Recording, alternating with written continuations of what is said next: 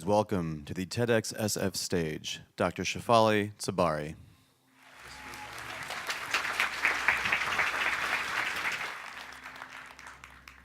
As a clinical psychologist, it is my privilege to help people explore their inner worlds, their psychological terrain. Hour after hour, I hear thoughts, emotions, feelings. This is my data. This data helps me to better understand what is it that emotionally paralyzes us. How is it that we may thrive at this thing called life?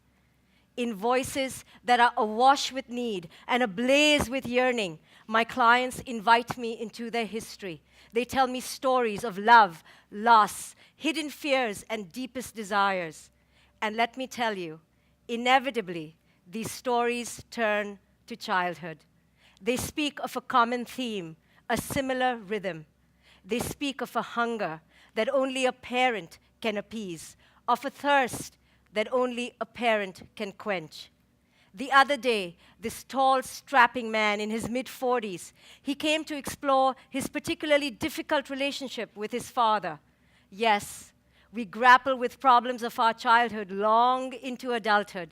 And he said to me, in a voice that turned plaintive, that of an 8-year-old, he said, "Will I ever meet my father's expectations? Will he ever accept the man I've become today? Or will I always be a no-good loser?" He was seeking, searching, yearning for an approval that may never come. And what about the woman in her 30s, so beautiful, talented, successful? She screamed, "What is wrong with me? Why am I this messed up? You tell me it's because my father overdosed when I was 4. But when will this pain fade?" And the woman who picks on her skin constantly, a lifetime habit, you see. She said these, pointing to the rageful scars on her body, these began the day after my mom said, "I was the reason Daddy left us." "Help me," each one of them silently shouts at me. Who am I? Am I whole? Am I worthy? Do I matter? Life's essential questions. But no matter what I say to them, my words do not seep in, because they've internalized another voice, you see, that of their parents, an early voice. Now try erasing that first blueprint. It runs wild, rampant, chaotic, unpredictable. It comes to be the way we define ourselves. It becomes the air we breathe. Parents, few hold a greater power or more immense a responsibility. And this is why I'm here today, to propose that we occupy the role of parenthood in an entirely different way, with a renewed curiosity, a heightened awareness, a transformed commitment. Because nothing like parenthood that needs to be at the forefront of our global consciousness. It is the core, the linchpin that affects how our children will thrive. Everything, how they take care of themselves, each other, the earth, show compassion, tolerate differences, handle their emotions, create, invent, innovate. This is where global transformation begins. We cannot expect our children to embody an enlightened consciousness if we parents haven't dared to model this ourselves. It all starts with us and how we parent. Our children are facing challenges today that we couldn't have dreamed of, and evidence suggests that they are buckling under the pressure. 1 in 5 children in America show signs or symptoms of a psychological disorder. Now that is a hair-raising statistic. 2 years ago, there were over 662,000 children in America that were in foster care. The use of ADHD drugs is on an exponential high, 274% global increase. UNICEF did a study a few years ago and found that American children ranked the second unhappiest. There was a study done in the UK of 30,000 children, and it was reported that 1 in 10 over the age of 8 reported being unhappy on a consistent basis. Something is amiss. We need to sit up, pay attention, and raise our children differently. Now, of course, parental influence isn't the only factor at play. There are confusing and colliding and chaotic influences in our children's life that shape them indeterminably. We aren't the only ones, of course. There's neurobiology, there's temperament, there's social pressures, there's poverty. We could blame psychiatry, education, big pharma, and the government, and chances are we may be right. But our influence in these spheres is relatively limited. But let me tell you where we hold indubitable power. That is in the relationship we nurture with our children and us, moment after moment after moment. Nothing glamorous here. Early in the morning as they brush their teeth, as we take off their backpack, as we soothe away their tears, brush away their fears, put them to sleep at night. This is where each one of us holds transformative power. There is no excuse.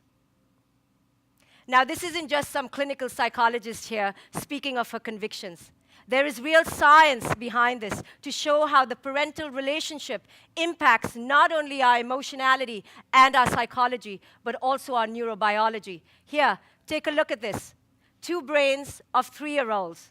A great difference in size. You may wonder why. An illness, perhaps? A genetic mutation? No. They differ in the quality of the relationship they shared with their mother. The one on the left suffered abuse and neglect, and the one on the right enjoyed a thriving, connected relationship. Chances are the one on the left will grow into an adult at greater risk for drugs, crime, a lower IQ, and most tragically, a diminished capacity for empathy and relatedness. Now, the mother of the child on the left certainly wasn't evil. She was probably a mother who loved her child. You know, we don't hurt our children because we're evil or ill-intentioned, certainly not out of a lack of love. We hurt our children for one reason only. It's because we are hurting ourselves, and we barely know it. It's because we are unconscious, because we have inherited legacies of emotional baggage from our own parents. We're sitting on emotional baggage that lies dormant, unconscious, waiting to be triggered at a moment's notice. And who better to trigger us than our children? They just know the buttons to push.